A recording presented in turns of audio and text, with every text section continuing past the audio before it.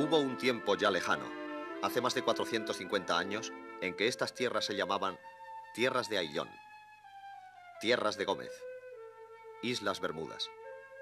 Y los españoles estábamos allí.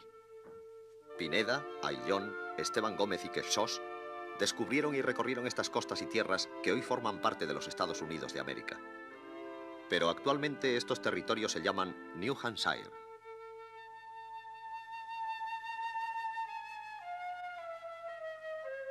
Connecticut,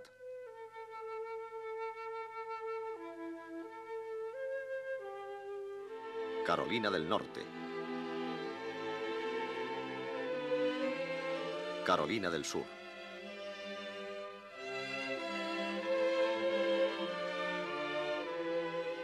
y los españoles nos fuimos de allí. Las Islas Bermudas sí se siguen llamando Bermudas, pero el nombre es lo único español que permanece en aquellas latitudes.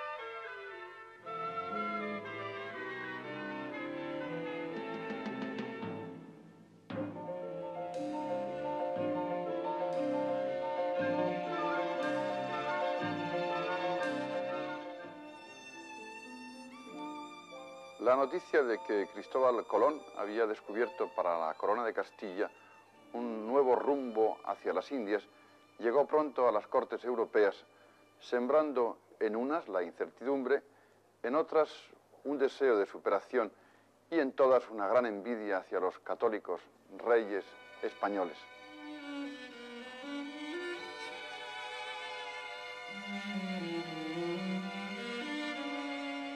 Navegantes y aventureros de toda clase se aprestaron a ofrecer sus servicios a las coronas reinantes.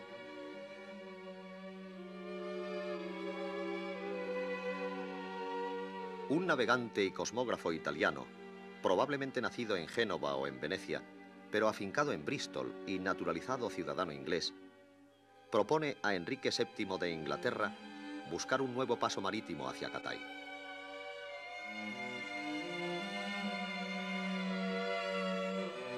Este navegante se llamaba Juan Caboto o Cabot, y una vez en posesión de la autorización real inglesa, partió acompañado de sus hijos en el mes de mayo de 1497 con rumbo al oeste.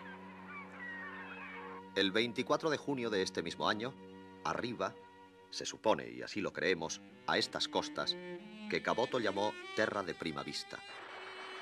Navegó unas 300 leguas por el litoral y al no encontrar rastro alguno de población, regresó a Inglaterra.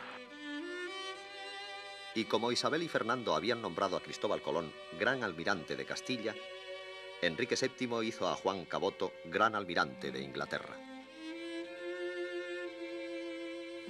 Otro visitante de estas latitudes fue el explorador lusitano Gaspar de Corte-Real.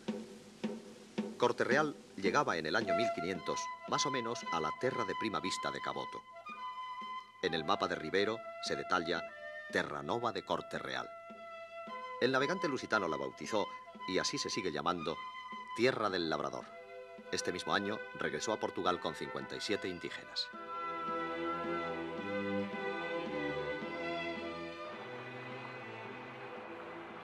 Islas Bermudas.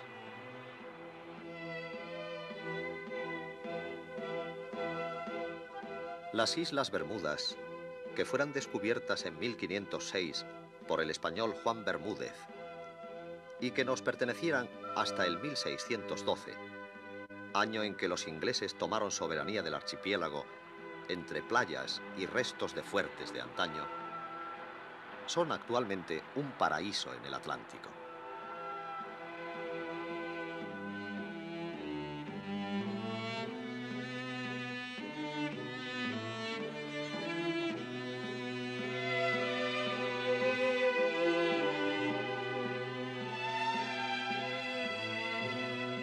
Gonzalo Fernández de Oviedo fue el primer cronista de Indias y nos legó esta historia general y natural de las Indias. En una de sus páginas nos dice así: Tiene dos nombres, porque la nao que la descubrió se llamaba La Garza y el capitán que la mandaba se decía Juan Bermúdez, el cual era natural de Palos. Esto declaraba Fernández de Oviedo respecto al nombre de su descubridor. E insiste que en el año 1515, según informó de sus viajes al emperador Carlos V, es la más lejos isla de todas las que hoy se saben en el mundo. Y llegué de ella a estar en 8 brazas de agua y a tiro de lombarda de ella. Y determiné hacer saltar en tierra algunas gentes y dejar algunos puercos vivos que yo traía en la nao para el camino, porque se multiplicase.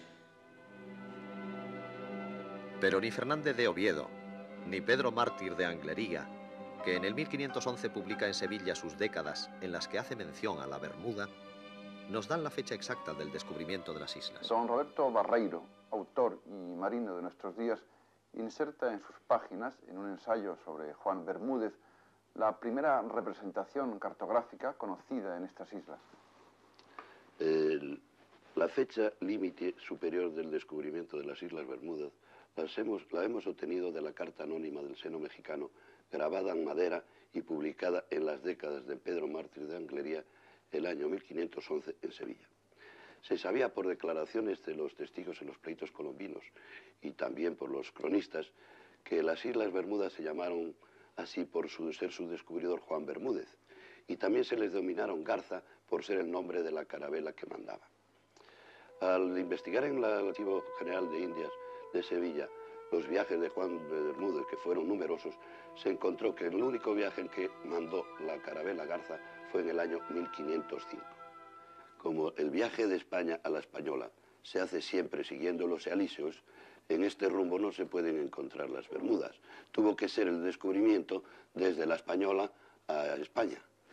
Y este viaje este descubrimiento tuvo que ser en 1506, porque en 1507 aparece Juan Bermúdez mandando una carabela que se llamaba Santa María de la Regla. Esto confirma la teoría de que no fuese en el viaje del año 1498 en otra nave, también llamada Garza. Pues en esa expedición iba Juan de la Cosa, y este gran cartógrafo lo hubiese hecho constar en su famosa carta.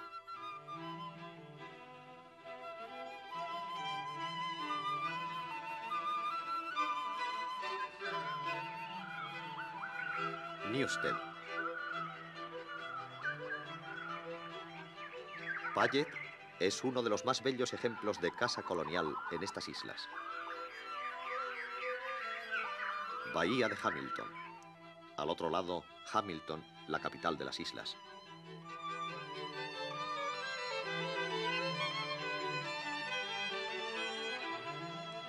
Grandes núcleos de población de estas islas, y en general de todo el Caribe, de gran parte de Brasil y de los Estados Unidos de América del Norte, son de raza negra.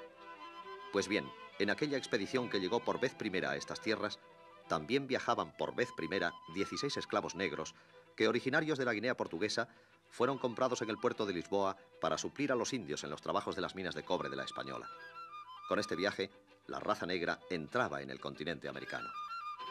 Si bien eran pocos los restos de España en estas islas, con los supervivientes del naufragio de la goleta inglesa Sea Venture, que partiera de Plymouth en Inglaterra con dirección a las colonias de Virginia, y el posterior envío de colonos en el año 1612, gran parte de los historiadores apenas si hacen caso al descubrimiento español.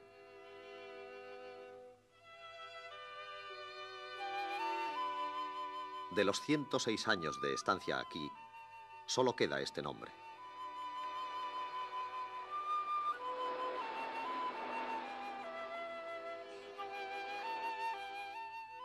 Como punto de partida para la aventura americana, y apenas 15 años después de la llegada de Colón, la isla de la Española, la actual Santo Domingo, cobra más importancia incluso que la península ibérica.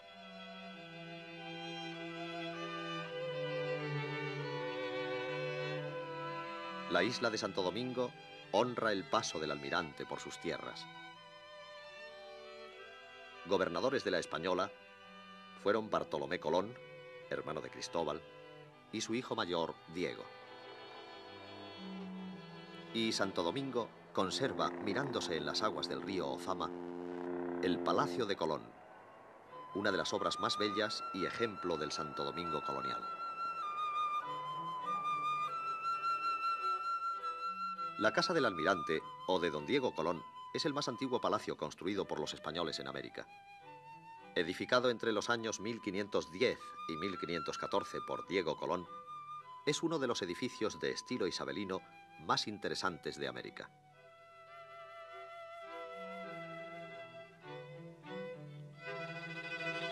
En el interior, a través de la tranquilidad de sus estancias, se descubre el ambiente de esa época colonial, cuando Santo Domingo era el punto más importante de toda Centroamérica.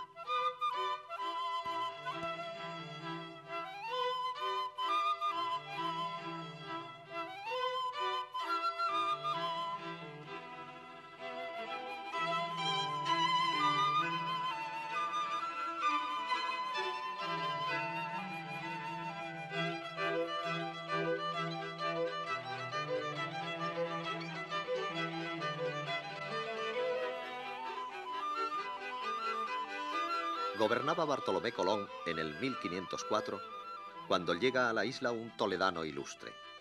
Es capitán y licenciado y se llama Lucas Vázquez de Ayllón.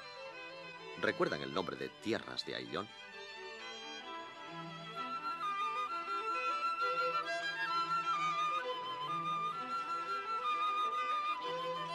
Tenemos al capitán Lucas Vázquez de Ayllón como alcalde mayor de la Española.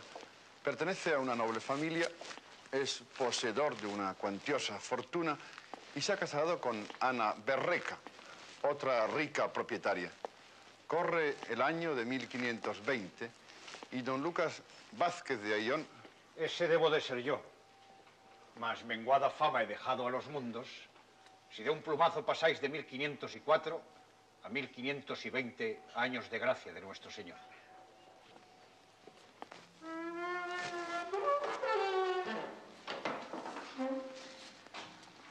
No es de vuestra fama, sino de vuestros hechos, de lo que hoy hablamos. Mas se me entiende que hechos y fama parejos deben de andar. Y según usted, o vos, como más le agrade, ¿qué hechos omitíamos? Las 1001 peripecias que hubimos de sufrir junto a Hernán Cortés o junto al gobernador Diego Velázquez, que me ordenó incorporarme a la campaña de Pánfilo de Narváez en la captura vivo o muerto de Cortés y en la que al final Narváez perdió su ojo izquierdo.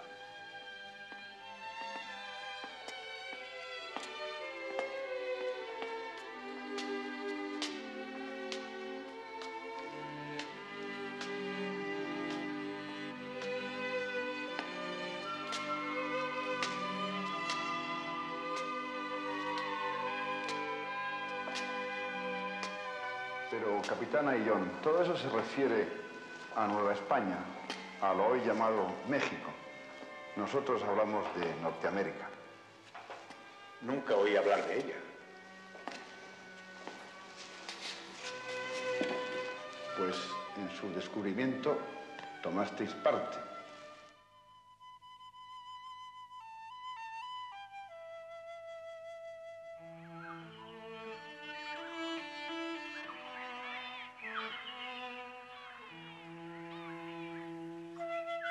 Fue de estas aguas de la Española de donde partió en el ya mencionado año de 1520 y al mando de Francisco Gordillo una carabela.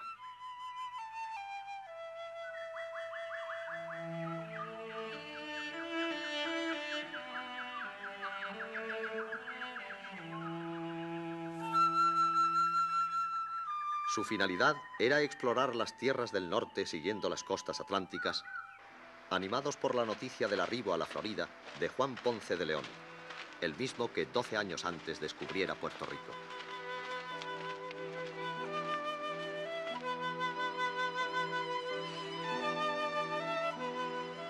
Navegadas unas millas, Gordillo encontró en el grupo de islas llamadas las Lucayas otra carabela que, mandada por Pedro Queixós, llevaba el mismo cometido y la misma misión. ¿Estáis de acuerdo que, si nuestra misión es la misma, hagamos el viaje juntos? De acuerdo. Por una vez y sabiamente, ambos navegantes decidieron unir sus suertes. Vale la pena hacer notar que cada gobernador de las tierras apenas descubiertas se sentía en potencia un rey de su territorio. Por ello, no es de extrañar esta dispersión de fuerzas. Algunas y repetidas veces, el tener similares misiones ocasionaba grandes enemistades. Si bien por rutas del Atlántico Norte, Caboto fue el primero que avistó tierras hoy norteamericanas y lo hizo el 24 de junio de 1497, la casualidad quiso que exactamente 24 años más tarde, el también 24 de junio, pero de 1521, Francisco Gordillo y Pedro Quexós desembarcaran en un lugar llamado Chicora por sus antiguos habitantes, que estaba cerca de un río al que llamaron Jordán. Hoy este río se llama Cape Fear.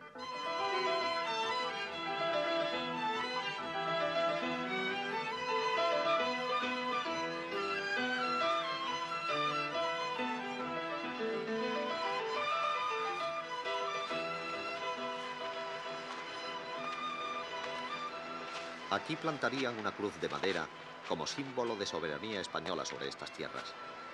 Varios contactos con los indios que aquí vivían en aquella época terminaron con el rapto de 70 de ellos para llevarlos cautivos a la española.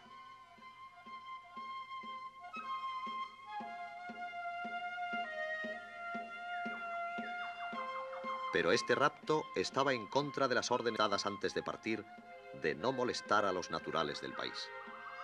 Por ello, fue condenado Francisco Gordillo, quedando los cautivos bajo la custodia de Ayllón, por expresa orden de Diego Colón, hasta que pudieran ser devueltos a su punto de origen.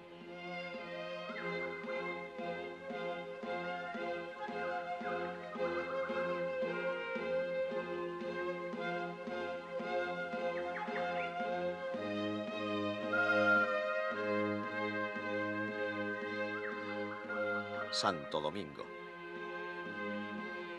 La ciudad de la que el obispo Geraldini en el año 1520 diría: ínclita ciudad, porque sus edificios son altos y hermosos como los de Italia, su puerto capaz de contener todos los navíos de Europa, sus mismas calles anchas y rectas, que con ellas no sufren comparación las de Florencia.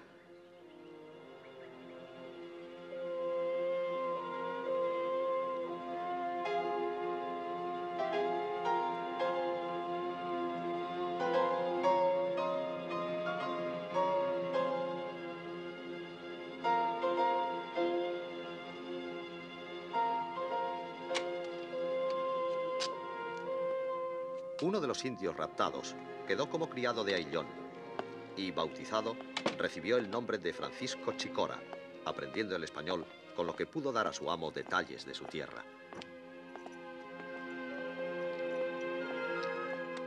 Con estas noticias viajó Ayllón a España, donde consiguió del emperador Carlos V capitulaciones que con fecha 12 de junio de 1523 le autorizaban a colonizar el nuevo territorio, comprometiéndose a llevar misioneros, construir iglesias, no esclavizar a los indios, informar de lo descubierto y proveer a los expedicionarios con las necesarias provisiones, medicinas, un médico y un cirujano.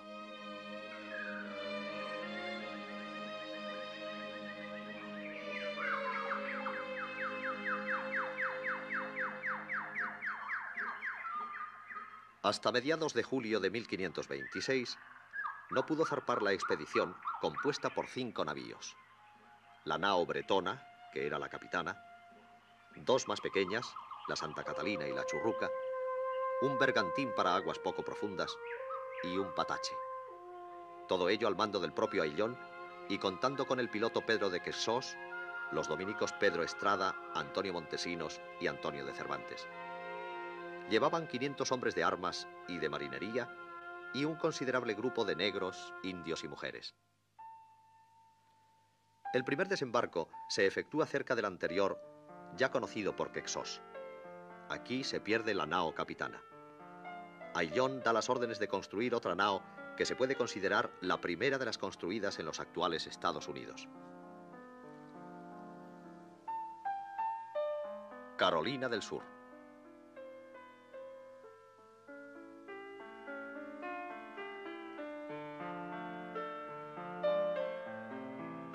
Charleston, la ciudad que fuera uno de los enclaves más importantes de los primeros hugonotes, es actualmente una de las ciudades símbolo de la libertad religiosa en este país.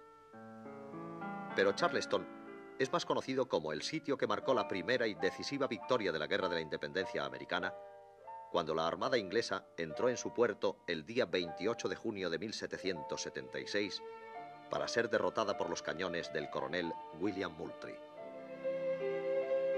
Por estas costas subió la expedición de Ayllón buscando un segundo emplazamiento. Pero estas tierras pantanosas e insalubres no eran las más apropiadas para asedentar. Además, Chicora y otros guías nativos desaparecieron, cortando la posibilidad de atraer con su ayuda la amistad de los nativos, parientes o amigos.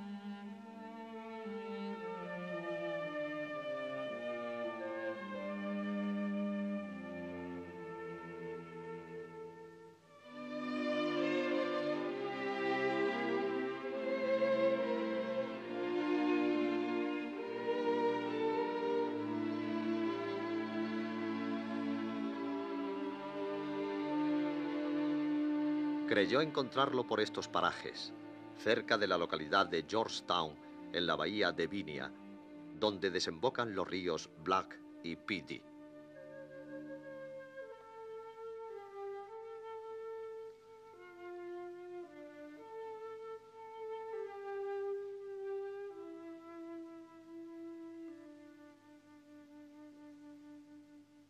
Por estos lugares, quizá junto a estos jardines de Myrtle Beach, donde Anna Hampton ha colocado las estatuas de Don Quijote y Sancho Panza como homenaje a España. En estos parajes que actualmente se conocen con el nombre de Petey River y al que ellos dieron el nombre de Gualdape, Vázquez de Ayllón fundó la colonia de San Miguel de Gualdape en 1526. Esta fundación constituye el primer intento europeo de instalar un establecimiento permanente en el continente norteamericano. Pero San Miguel no prosperó. Aunque había abundante vegetación en árboles y plantas y una gran diversidad de fauna, no toda salvaje, lo que hacía presagiar un buen futuro para los nuevos colonos, empezamos a ser diezmados por las muchas enfermedades y epidemias que, como el tifus, la malaria o la disentería, eran más mortales que los naturales del territorio. Enfermo, quise nombrar como mi sucesor a mi sobrino Juan Ramírez, pero como no estaba en la colonia, tomó el mando mi lugarteniente Francisco Gómez. Todo fue de mal en peor.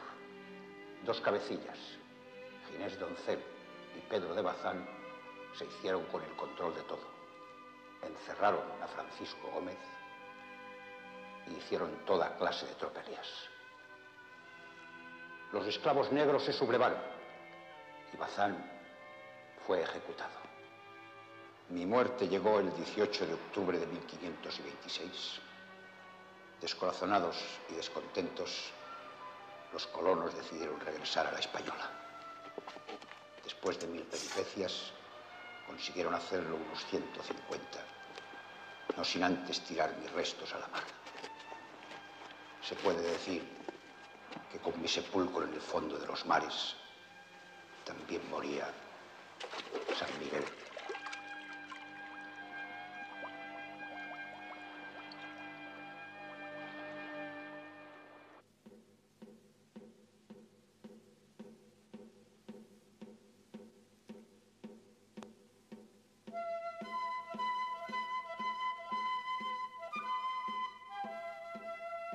Esteban Gómez Fue un piloto al servicio del emperador Carlos V. Como resultado de sus exploraciones, Diego Rivero, cartógrafo de la corona, confecciona en 1529 su famoso mapa. Es el primer mapa que representa las costas orientales de los Estados Unidos casi perfectamente delimitadas. Pero, ¿hasta dónde llegó Esteban Gómez en su expedición? Había salido de La Coruña en el mes de septiembre de 1524, y ahora sus naves estaban en la parte más septentrional de América. En febrero de 1525, y a pesar de los hielos, entró en el Golfo de San Lorenzo.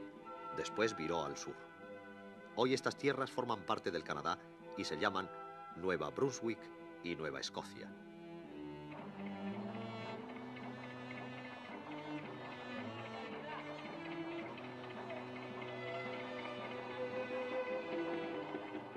Estado de Maine. Ciudad de Portland.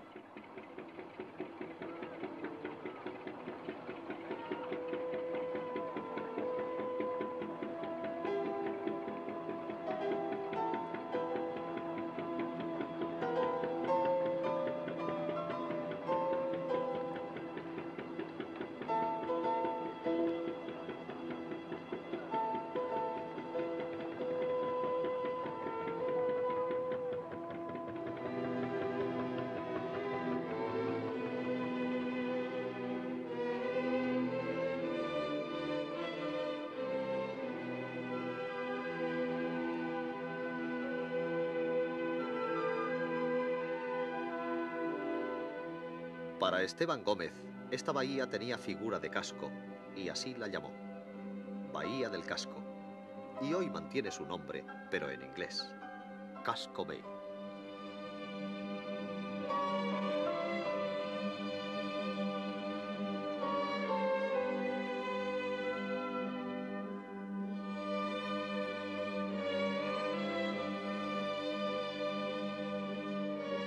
En esta isla de Campobello, que aún conserva el nombre, desembarcó.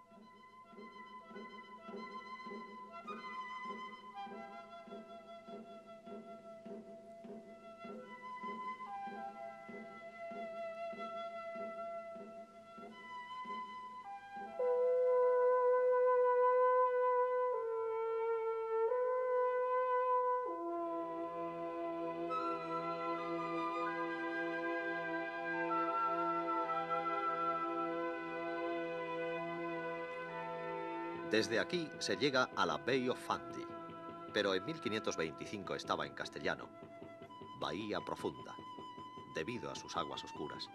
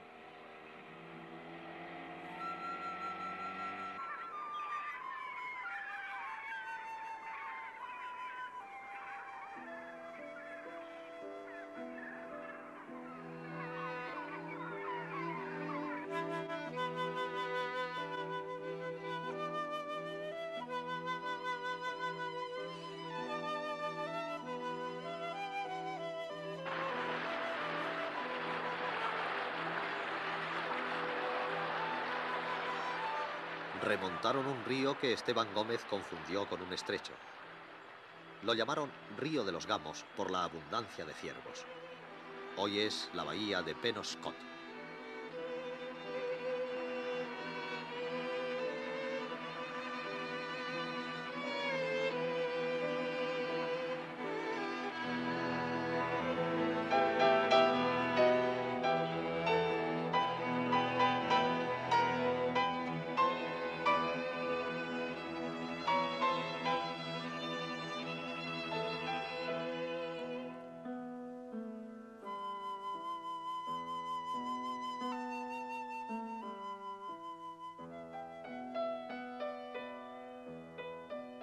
Ellos vieron a esta bahía con forma de embudo y así la llamaron Bahía del Saco.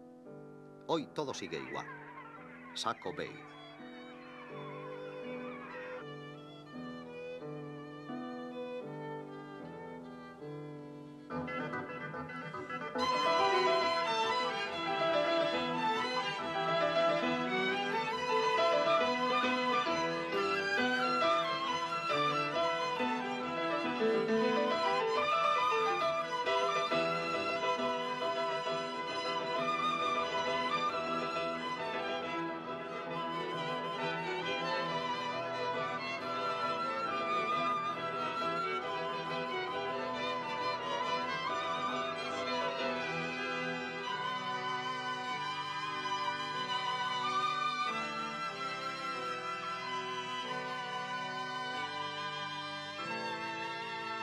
El Cape Elizabeth de hoy fue llamado por sus exploradores Cabo de las Muchas Islas. Esteban Gómez constató que no había una ruta posible que condujese al Pacífico por la parte norte, lo mismo que Magallanes lo había hecho por el sur, y siguió bajando por las costas de los actuales Estados Unidos. Provincetown, estado de Massachusetts. Es curioso que todo el mundo conozca esta ciudad porque en ella y en el año 1620 llegaron los peregrinos.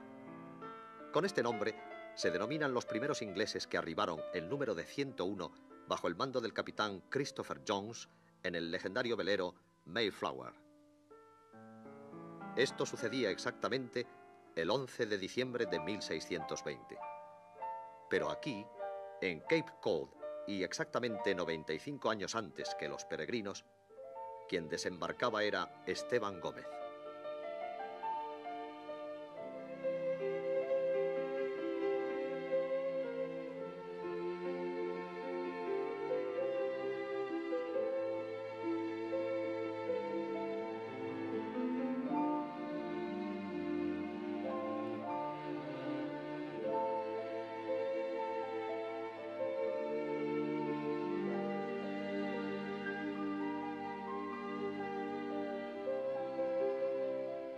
A este cabo lo llamó de Santa María, y con este nombre figura en el mapa de Diego Rivero.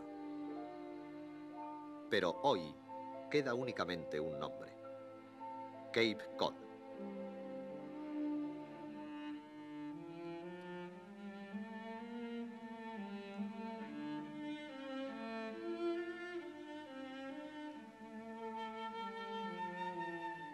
Esteban Gómez también visitó en el año 1525 esta bahía de Narragansett, lo que promovió su inclusión en el mismo mapa.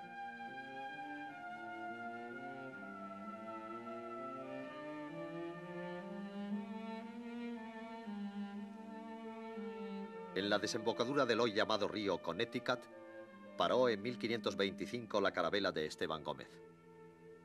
Él lo bautizó con el nombre de Río de la Buena Madre. El mapa de Rivero tuvo una gran influencia en la cartografía de Norteamérica. Su concepto del litoral de Nueva York, Nueva Inglaterra y Nueva Escocia prevaleció hasta el siglo XVII, en que Samuel de Champlain, oficial francés que había servido en la Marina Española, y John Smith trazaron sus cartas con nombres en francés e inglés. Así, los nombres españoles han ido desapareciendo, y ni los mismos habitantes de aquellos lugares en que aún perduran saben su primitivo significado. Río Hudson.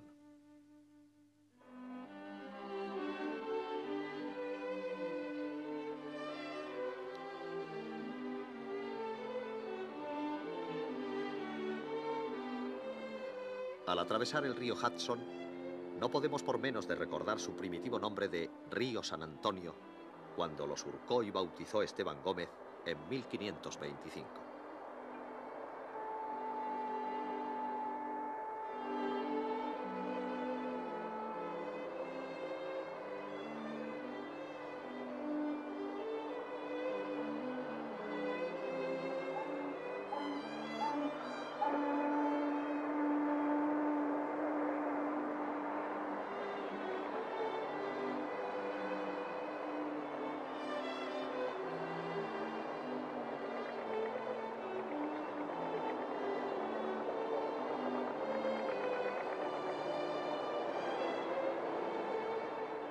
Pero de Esteban Gómez poco queda en la historia de esta ciudad.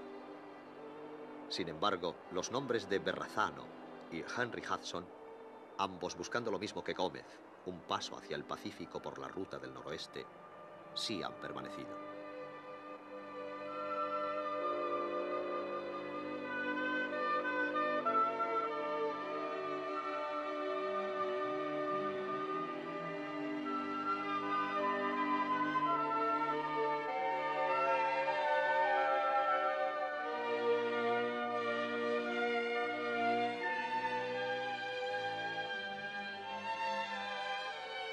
Desde las aguas de donde parece nacer esta ciudad, que ha tenido toda clase de calificativos, el recuerdo para estos exploradores sería injusto si se olvidase a alguno de ellos. Esto es lo que ocurre con Esteban Gómez.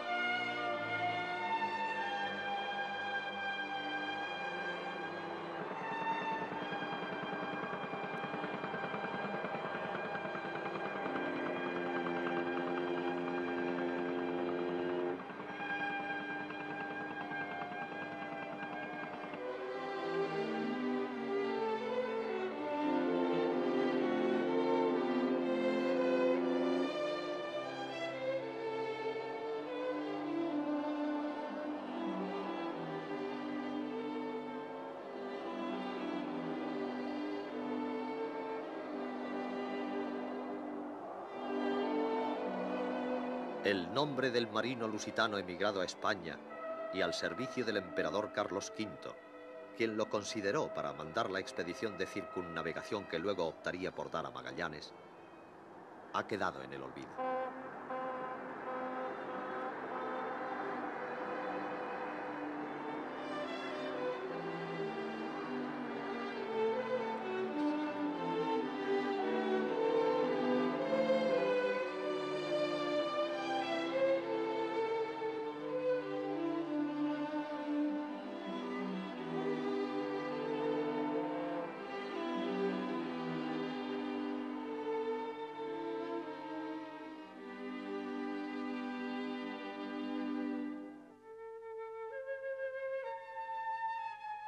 Don Carlos María Fernández Shaw, en su libro Presencia española en los Estados Unidos, nos dice que en la actual bahía de Chesapeake, que los primeros exploradores españoles llamaron Bahía de Santa María o de la Madre de Dios, alguien le contó que un barco español, probablemente de la expedición de Esteban Gómez, dañado por una tormenta, tuvo que ser remolcado en 1525 desde tierra por su tripulación y reparado en las márgenes de la desembocadura del río Wicomic, cerca de la actual localidad de Whitehaven. Días después, ya el barco reparado, la tripulación se hizo a la mar, dejando como recuerdo de su paso una bandera y una inscripción en un madero relatando el suceso. Poco se ha escrito sobre estos hombres, ignorando la grandeza de ese pasado. Pero no es esto lo peor, sino que versiones extrañas nos han hecho a nosotros mismos poner en tela de juicio la veracidad de estos hechos y aceptar sin ningún género de dudas otras versiones de la historia. Carolina del Norte.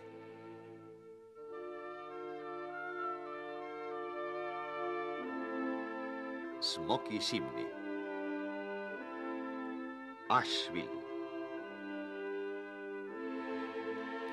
Si usted desea localizar una tierra que sea autosuficiente, un lugar bendito por la naturaleza y un estado donde se enseña a sus gentes la libertad y la justicia iguales para todos, visite Carolina del Norte, permanezca por un tiempo y querrá convertir este estado en su propia casa. Estos eslogans publicitarios de Carolina del Norte se pudieran aplicar a esta ciudad de Asheville.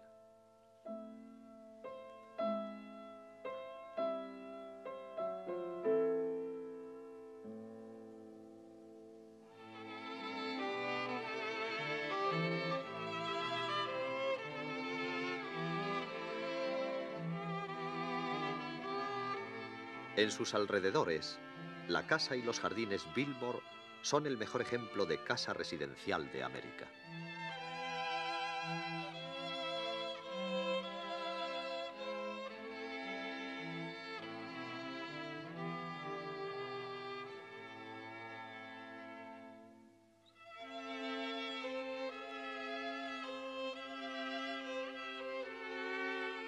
Y más allá, la cadena de montañas, conocida por el nombre de Smoky Mountains o las montañas humeantes.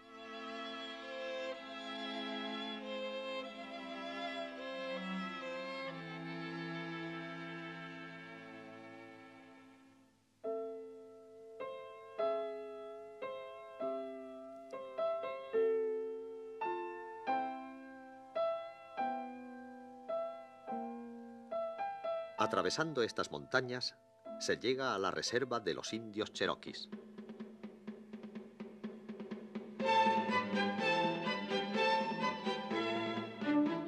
En esta reserva india, durante los meses de verano, tienen lugar unas representaciones sobre la historia de estos indios desde la llegada del primer hombre blanco. La obra, titulada Dentro de estas montañas, escrita por Kermit Hunter, nos habla de la llegada de Hernando de Soto y un grupo de soldados en 1540.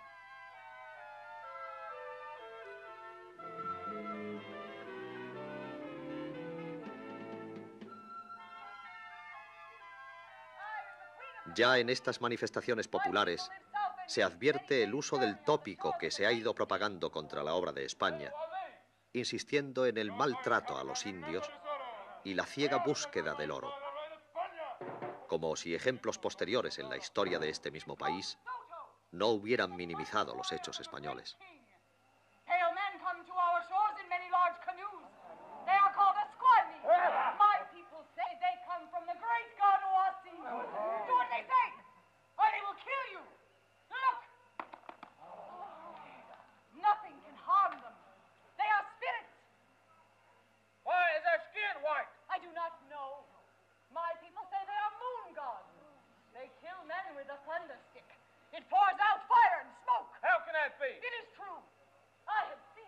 Estos mismos indios cherokees podrían relatar el desalojo de sus tierras y el infame camino de lágrimas desde estas sus tierras hasta Oklahoma.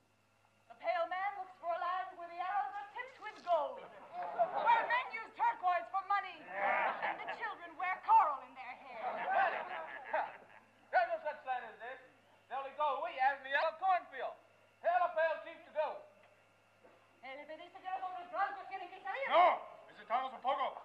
Necesitamos comida. White chief will stay. He wants food. What is this? Pale man says this land now belongs to his king.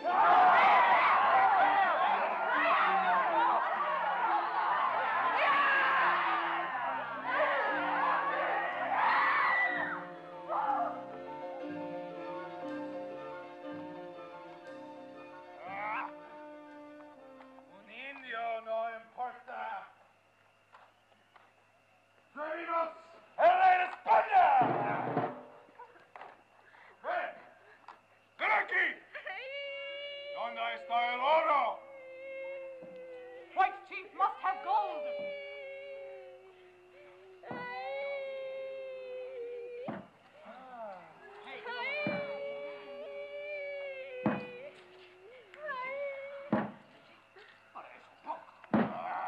¡Dos pepitas!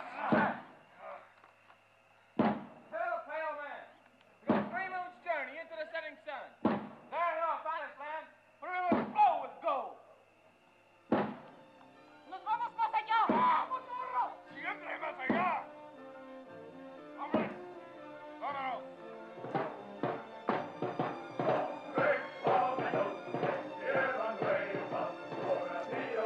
En las proximidades de esta reserva, por las localidades de Highland, Franklin, Hyattsville y Murphy, bordeando el lago Hibahase, existen piedras con inscripciones y placas que recuerdan el paso de estos primeros españoles y de expediciones posteriores. John Tutt Lanning es un hispanista que publicó The Spanish Missions of Georgia. En esta obra se narra lo siguiente. En la isla de Santa Catalina, en el estado de Georgia, hubo una misión evangelizadora a cargo de los padres jesuitas españoles. La isla estaba poblada por los indios Wale. Todo esto es casi normal, pues las misiones españolas han llenado el mundo entero. Pero lo que hoy queremos resaltar, y que nos dice Lanning en su libro, es que en esta misión, y en el año 1569, el hermano Domingo Agustín Báez redactó una gramática en Wale que viene a ser el primer libro escrito en los confines actuales de los Estados Unidos.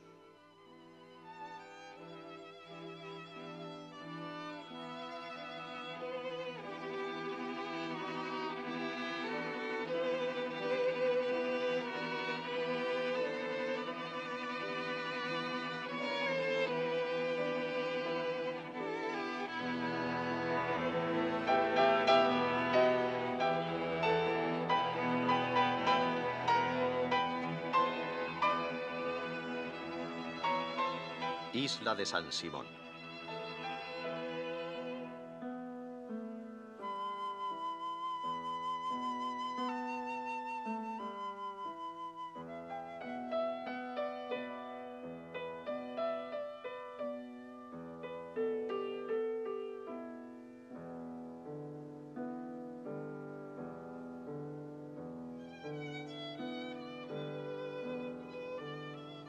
Muchas veces tendremos que volver a hablar de los españoles que estuvieron por la costa oriental de los Estados Unidos. Hoy solo hemos querido hablarles de los primeros, los verdaderos descubridores de aquellas tierras.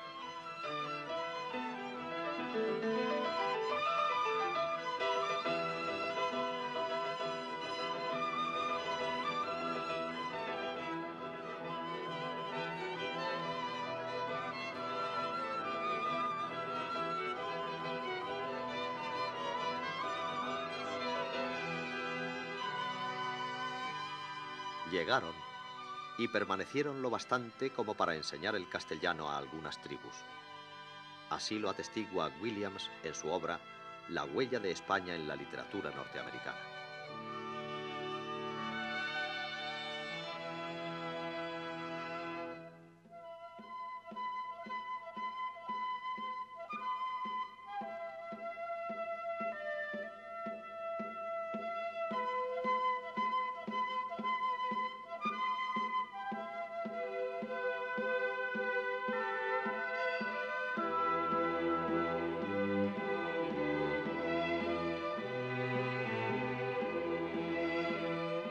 El mismo Williams nos dice que parece ser que al llegar los primeros ingleses a las tierras de Carolina del Sur, las primeras palabras que oyeron pronunciar fueron las de bienvenida que un grupo de indios les daba en castellano.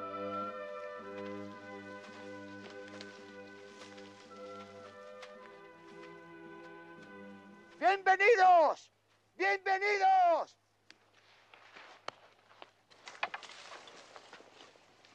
Which language are they speaking? I heard something like that before. Really? I would say it is Spanish. Bienvenidos. Buenas noches.